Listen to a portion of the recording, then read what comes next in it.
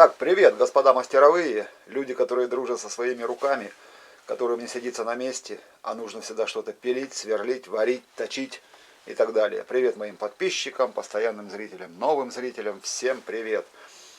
Итак, сегодня я вам покажу, как я доработал вот этот вот так называемый сверлильный станок. Самый дешевый, наверное, не знаю, в магазине стоял самый дешевый. И когда я им уже начал пользоваться, я понял, как я тупанул. Скажем так, классом выше станок был на 1500 дороже. То есть здесь патрон 13 мм, там 16. Тут пластмассовые шкивы, там алюминиевые, дюралевые. Ну и понятно, мощнее и выше. Ну, так как станок такая штука, которым попользовался, назад не вернешь, приходится дорабатывать его. Итак, вот я вам показываю его сейчас в неизменном виде, как он есть.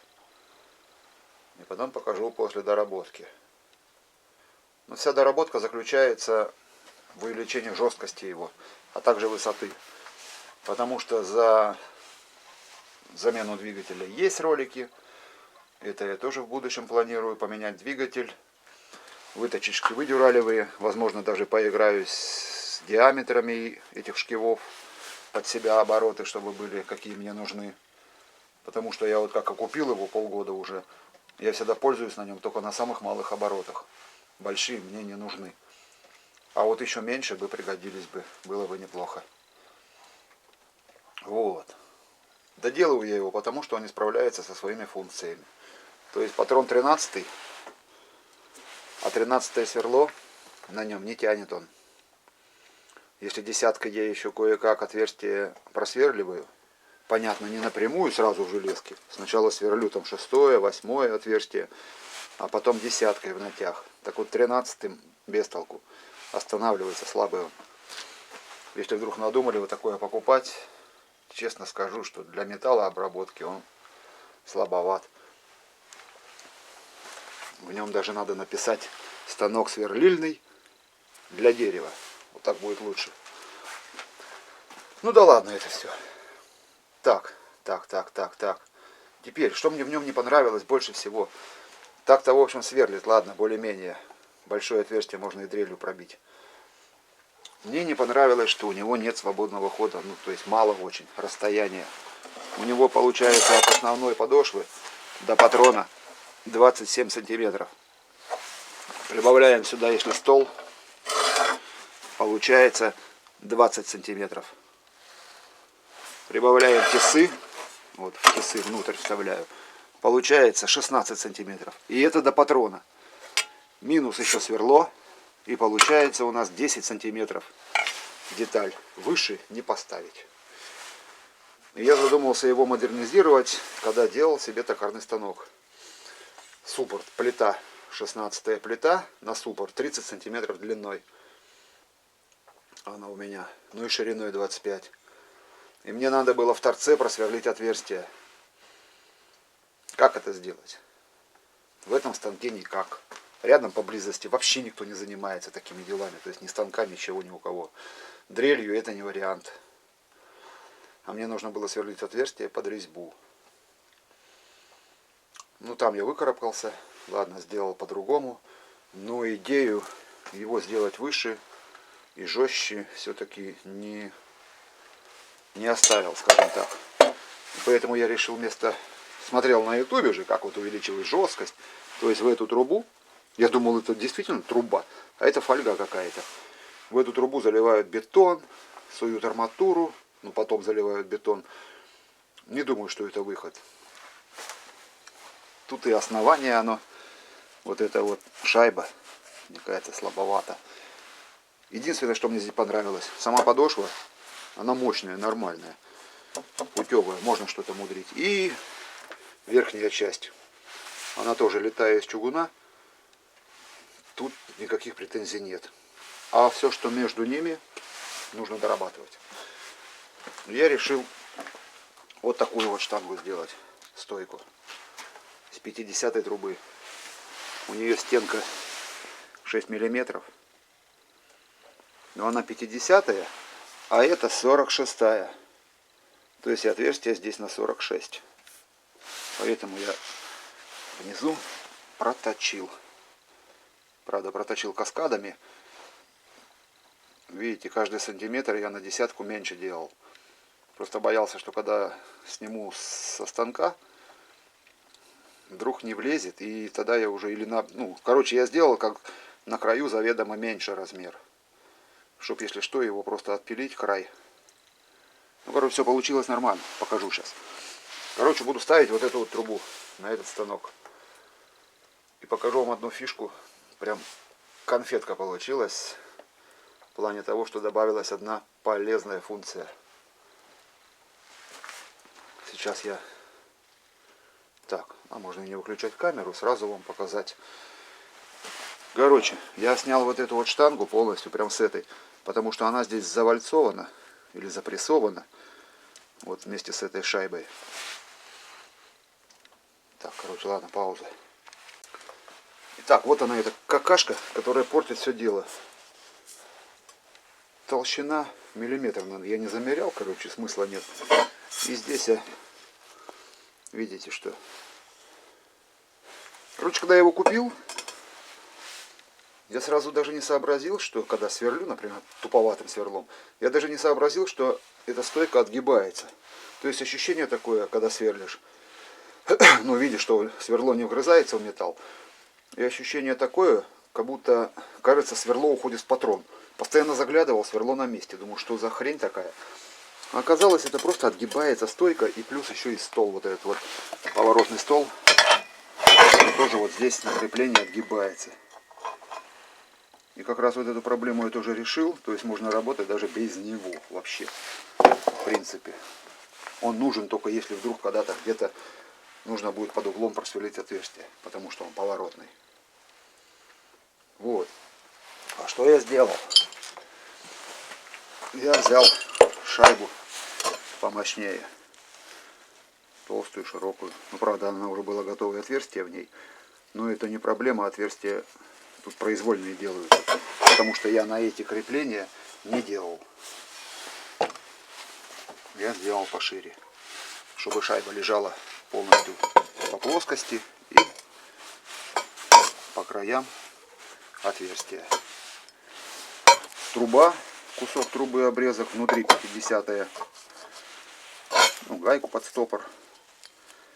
Проточил, сразу обваривать не стал, думал это, ну, понятно, да, обварю, а она будет наискось стоять, поэтому не стал обваривать. Ну, проточил, запрессовал, я ее под молотка бил, потом опять торцанул, чтобы труба входила, все плющенное убрал. А оказалось, она забилась так, что ее не надо даже варить. Возможно, в будущем, может быть, она шевельнется. Но пока она работает на ура. Я ее сбить не могу. Так, и сделал стопор. А где он у меня? Вот он здесь стопор, да. То есть у меня здесь штанга становится не... Как сказать... Не мертва, например, как вот в этой китайском. Она стоит и все, и больше с ней ничего не сделаешь. Здесь у меня штанга, эта стойка, она поджимается. И вот как раз в этом фишка и есть. Регулируется высота. То есть я в столе своем просверлил отверстие. И теперь я регулирую высоту своего станка. Какая мне нужна. И сейчас покажу дальше. Сейчас я его соберу теперь. Ну, то есть это ставится вот так, понятно. Вот так это ставится. Сюда вставляется штанга.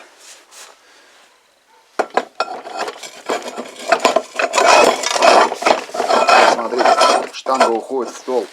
То есть я станок, вот этот весь станок, могу опускать прямо до самого нижнего стола. И теперь, когда я сверлю, у меня ничего не отгибается, не выгибается. Металл, ну, деталь лежит полностью на плоскости. Короче, сверлится намного лучше. И еще фишка в том есть, как плюс хороший, когда сверлишь металл, его можно упирать вот в эту шайбу. То есть ни с рук не вырывает ничего. Просто слегка придерживаю, сверлю. Короче, намного удобнее стало. Сейчас я собираю станок и показываю вам его в сборе. Вот я поставил шайбу, вот как выглядит теперь изнутри оно. То, что уходит в стол. Здесь пришлось мне немножко вырезать, потому что здесь было ровно. Но это не мешает процессу. Так, собираю дальше. Забыл сказать, что этим столом все равно когда-нибудь придется пользоваться. И поэтому здесь мне пришлось протачивать тоже. Но китайские товарищи молодцы, хоть здесь постарались, не цельное литое, а все-таки отливы есть. Получается, что этот хомут цепляется на 3 точках. Вот видите. И места хватило, чтобы проточить на 50. Еще осталось тело. Вполне хватает, чтобы зажать, обжать. Все нормально работает. Вот он у меня становится.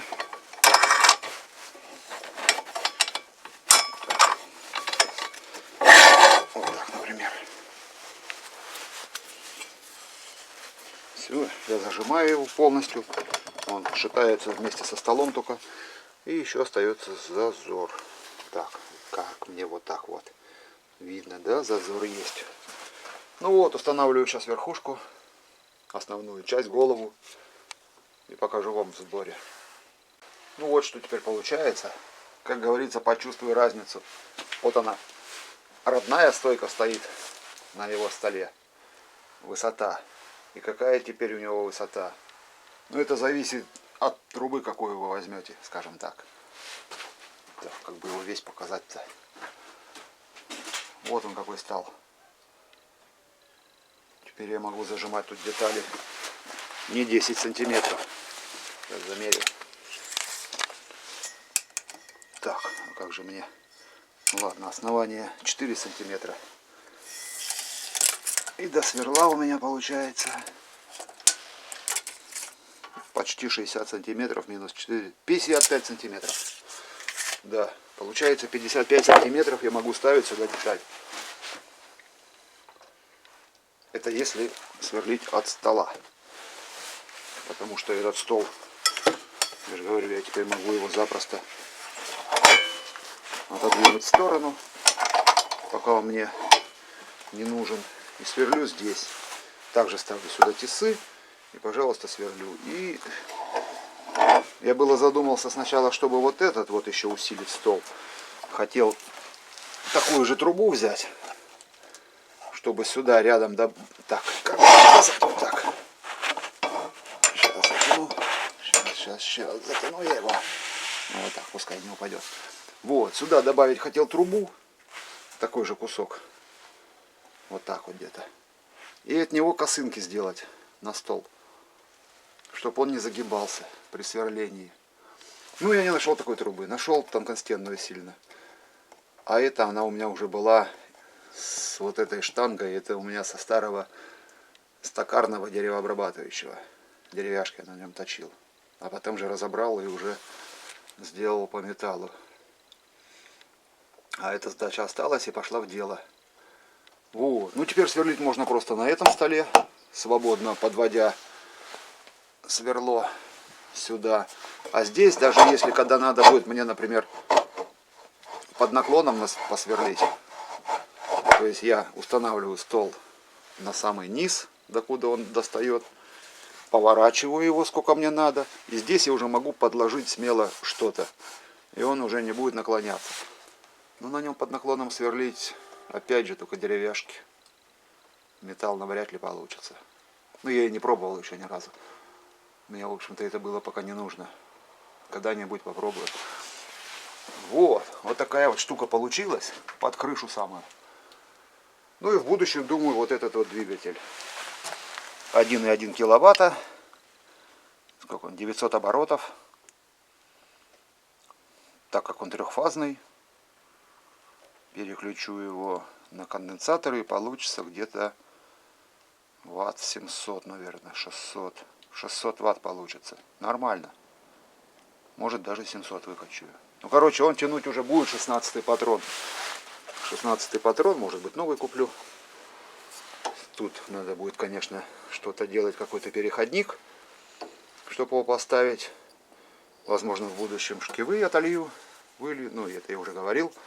А сейчас я хочу попробовать, ну не сейчас перед вами, а вообще попробовать сюда переходник сделать и зажимать просто в этот патрон. То есть сюда сделать, чтобы край торчал 13 или 12 и зажимать в этот патрон. Потому что высоты мне хватит. Но зато я смогу устанавливать уже намного больше сверла. Но опять же он его пока не потянет. Смысла нет. Только деревяшки сверлить. Так, ну вот такое вот ноу-хау. Или как сказать, доработочка. Она мне очень понравилась. Так, одной рукой я не смогу вам показать, как он сейчас опускается, работает. Ну, сейчас я на штатив поставлю камеру и покажу вам полностью, как он регулируется. Итак, так. Мне нужно опустить вот на такую высоту. Я устанавливаю стол на такую высоту. Стопор и одной рукой смогаю его отпустить. Надо больше. Так, короче, вот так вот. Я сейчас стол уберу полностью и покажу вам, докуда он опустится. Вот он. Двигатель сел на стол как раз. Видите, да, вот здесь вот. И вот минимальное то, что он может. То есть вот, пожалуйста, он сверлом упирается уже. Соединить, конечно, надо это все. Опа. Все.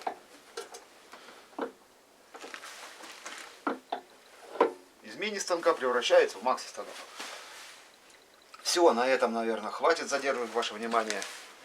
Там у вас в фиде еще много роликов, которые вам рекомендуют. Смотрите. Не забывайте про мой канал. Подписывайтесь, ставьте лайки. До весны постараюсь как можно больше видео выложить. Всем пока.